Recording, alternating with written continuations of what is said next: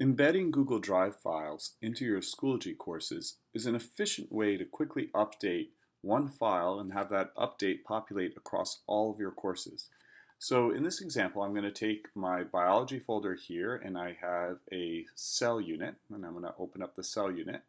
And inside I have a bunch of learning activities and resources for my students, and let's consider two of them. I have this document, this Better Alternative Cell Challenge, and I have a presentation where students study some astrobiology, right? And over here I have my dummy playground course, and I'm going to quickly show you some ways to bring these two documents into the class. So probably the easiest way is to create a page where I would like to bring these documents in. So for example, we'll bring in the Better Cell Challenge.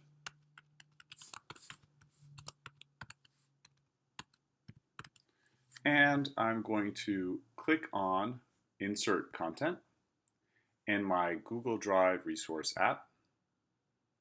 I can then come over here and I search Better, and the search will go quickly. I find the document I want. I click on Import and I'll say Import Embed. I don't want to import a link because that's going to just upload a static document, and if I update it in Google Drive, it won't update. Private link is just a resource for myself, so what I really want to do is import and embed. And now I have this embedded Google Doc, and if I change the doc over here in my Google Drive, the updates will happen here in my Schoology course. I also, if I want to, I can click with my mouse here and drag just a little bit, and these corners will highlight. And now I can come down here and say, you know, I'd like to make this really big for my kids on this page, so there, right? And if I, once I've created this, I'm going to publish it.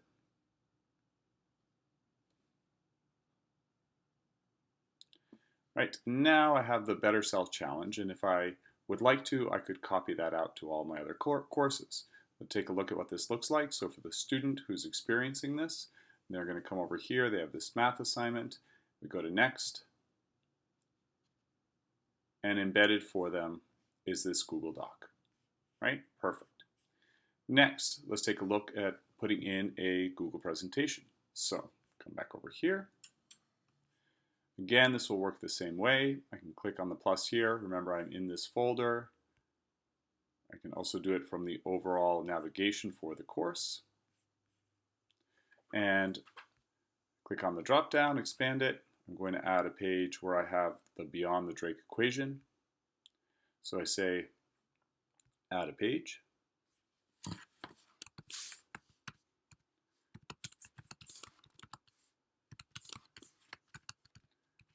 And maybe since it's a Google presentation, I have some directions for the kids, right? I want them to do something with the presentation as they go through it. And then I'm going to click Google Drive Resource App, Beyond, there we are.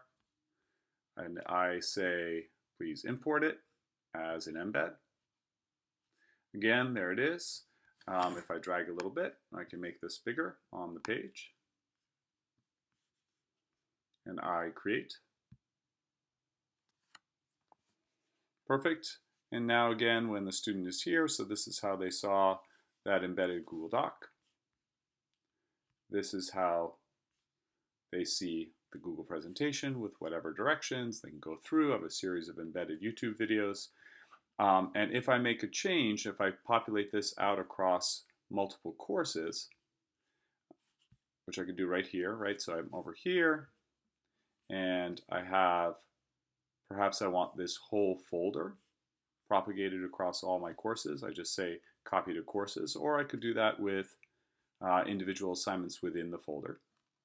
But if I make a change here in my Google presentation, and if I make a change here in my assignment, that change will be reflected across all of the Schoology courses where I have that resource embedded.